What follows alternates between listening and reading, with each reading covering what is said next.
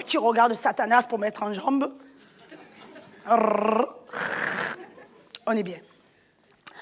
Donc, comme vous l'aurez compris, je suis actrice de théâtre et j'écume les scènes de la région. Mais je n'écume pas que les scènes de théâtre, j'écume aussi les scènes électro. Eh oui, dans une de mes vies passées, j'ai été Fama DJ. Eh oui. DJ, pas le prénom, pas DJ. DJ, c'était le meilleur ami du DJ. Non, Fama DJ, disque jockey. Donc, le problème, c'est que j'étais femme à DJ de club, mais aussi la femme de ménage du club. Donc, j'étais plus connue comme la femme de ménage du club de la boîte de nuit que reconnue comme la femme à DJ. Bon. Il faut savoir que femme à DJ, c'est tout un standing, toute une prestance, tout un art. Voilà, ça se maîtrise. C'est-à-dire que normalement, la femme à DJ, elle est grande, elle est mince, elle est blonde, elle a la raie au milieu, elle a les cheveux longs, elle se lisse les cheveux, elle se fait la tresse de Pocahontas, elle se met la natte dans les cheveux, elle se met la mèche à la Kate Moss, tu vois, elle assume son standing. Bon, moi, pour la raie au milieu, c'était raté. Les cheveux frisés raides et la tresse sur le côté, c'était raté. J'ai bien essayé la natte sur le front, mais on me prenait pour André Agassi. Quant à la mèche à la Kate Moss, on m'appelait Kate Moche. Bon, femme à DJ, il y a un ustensile indispensable, c'est les lunettes noires. La femme à DJ, qu'il fasse jour, qu'il fasse nuit, qu'il pleuve, qu'il vente, qu'il neige, qu'elle soit en club, en after, où qu'elle soit, elle met des lunettes noires. Très important. Aussi, l'épaule dénudée. Ou alors, le dos nu. Mais pas le dos nu, le col V de chez Primark. Non. Le dos nu, la robe de Mireille Darc dans le grand blond à la chaussure noire. Donc, moi, pour la robe à la Mireille Darc, c'était un peu raté puisqu'on m'appelait le cul de Roger Alain.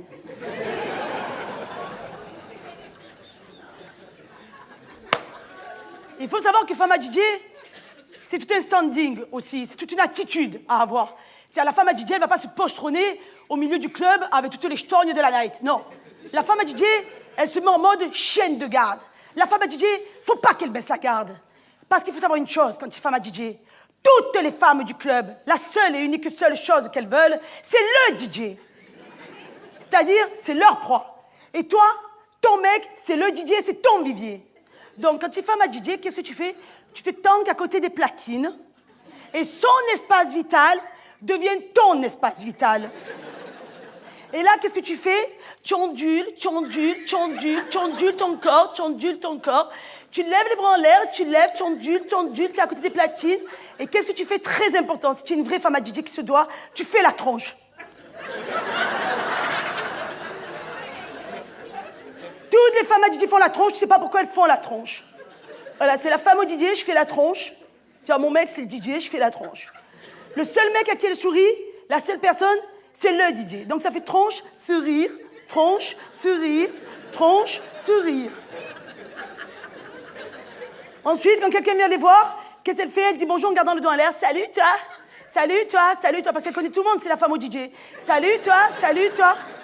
Et là, quand le DJ il met une basse, un morceau, un sample, un beat, un match-up de folie, qu'est-ce qu'elle fait? Vas-y DJ, vas-y, fais-le pour ta femme, vas-y bébé. Et là, tu marques le coup, tu fais le smack. Tu vois, là, tu marques ton territoire. Donc, j'ai bien essayé de faire la tronche, mais un gordo, c'est toujours heureux. J'ai bien essayé de danser en ondulant, mais j'étais plutôt en roulé-boulé. Donc, le tarif était toujours le même. Une béquille dans la cuisse, un 5 francs.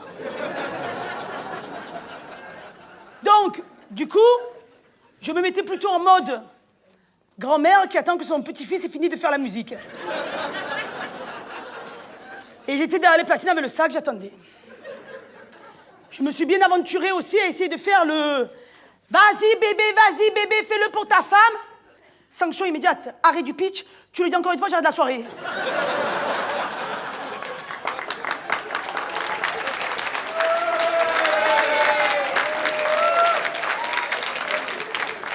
Oui, il y avait un peu de déni dans la relation.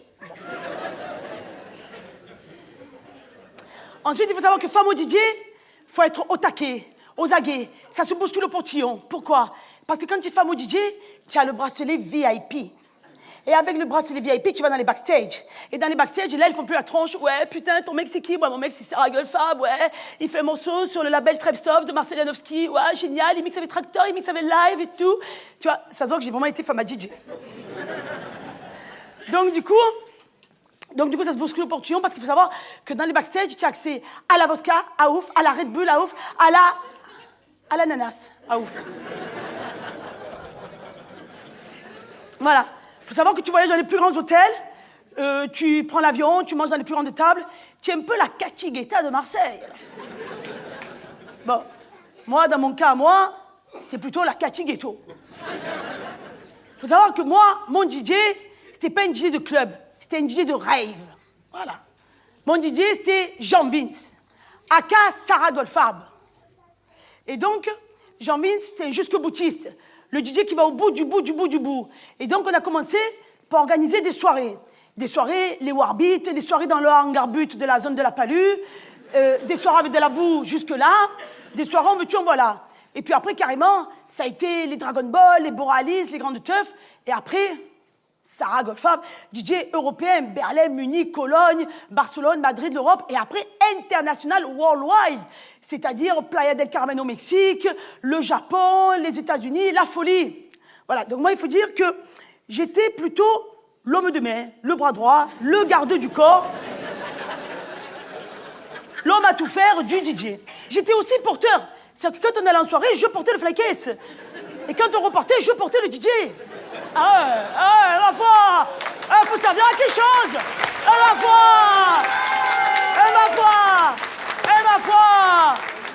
Ma foi, faut servir à quelque chose.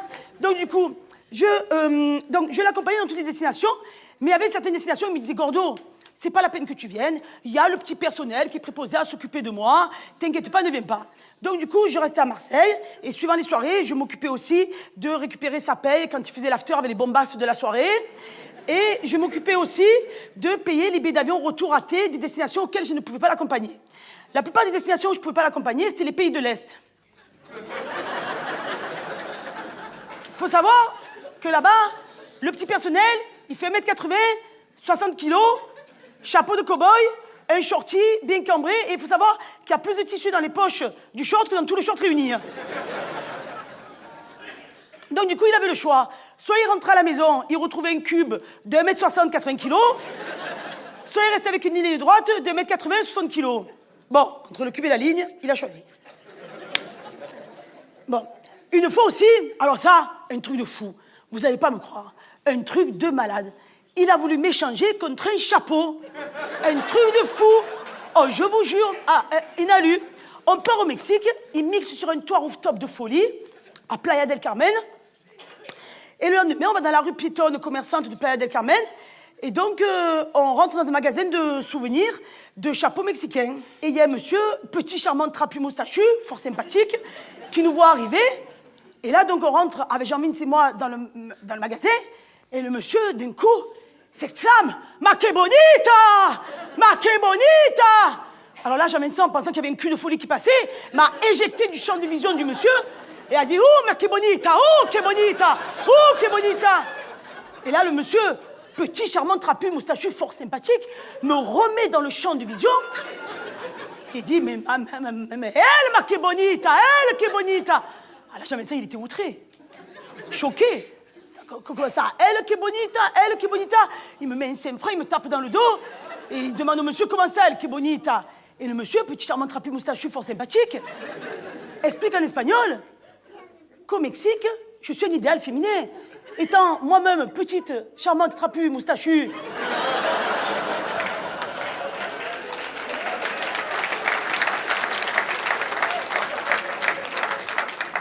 Je suis l'idéal féminin pour pousser les bœufs au champ. D'où mon surnom El Gordo. Et là donc, Jean-Vincent, rassuré, serein, propose avec courtoisie et grande amabilité au monsieur de m'échanger contre quelques chapeaux en souvenir du Mexique. Il voulait échanger le gros contre le chapeau. Oh, c'est véridique, un truc de fou. Voilà. Mais là, je vous entends, les médisants, en train de dire, ouais, qu'est-ce que c'est, putain, ce mec, tout ça et compagnie, dans le déni, veut l'échanger contre un chapeau. Mais attendez. On n'est pas dans un couple. On n'est pas là pour juger les gens de façon intrinsèque. On avait notre mode de fonctionnement, notre codification. Et ce mec, il a fait pour moi un truc de folie. qu'aucune fille dans cette salle n'a vécu. Aucune fille dans cette ville, sur cette terre, dans ce pays, dans cette galaxie, dans cet univers. Vous connaissez tous le air guitare. Vous connaissez tous le air batterie. Mais est-ce que vous connaissez le air mix DJing? Eh bien, moi, je l'ai vécu. Sarah Goldfarb, il était booké au Trolleybus, la boîte dont s'occupe DJ. Là, ce coup-ci, c'est DJ, le meilleur ami du DJ. Eh ben, Sarah Goldfarb, il est allé dans le backstage avec le son retour, il a fait son mix, son live, pendant que moi, j'étais sur scène à faire semblant de mixer. Il me disait, Gordo, j'envoie une basse. Je faisais comme ça. Gordo, je vais mettre une nappe. Gordo, je change de son, je change de disque. Pendant 2 heures. Et là, j'ai vu la réciprocité.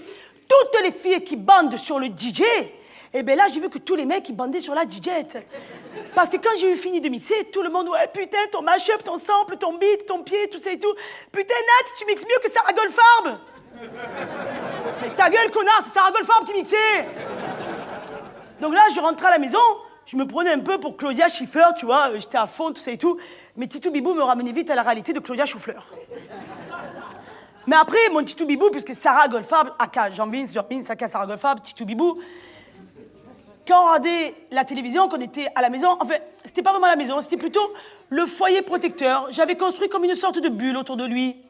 Et donc, du coup, quand on était dans le foyer protecteur, qu'on voyait Monica Bellucci à la télé, je disais, Titou Bibou, c'est qui la plus jolie entre Monica Bellucci et moi? Et tout le temps, il me disait, Gordo, elle est juste un peu moins bonne que toi. Non, vraiment, adorable, Titou Bibou. Et en plus, ce qui se passe, c'est que franchement, pour une femme de ménage de club de boîte de nuit qui passait sa journée à ramasser le tout à l'égout, je me suis bien débrouillée, puisque le soir, je devenais l'homme de main d'un DJ de rave international, organisatrice d'événementiel, avec en prime ma figogne sur tous les flyers. Ma foi, y a rien là!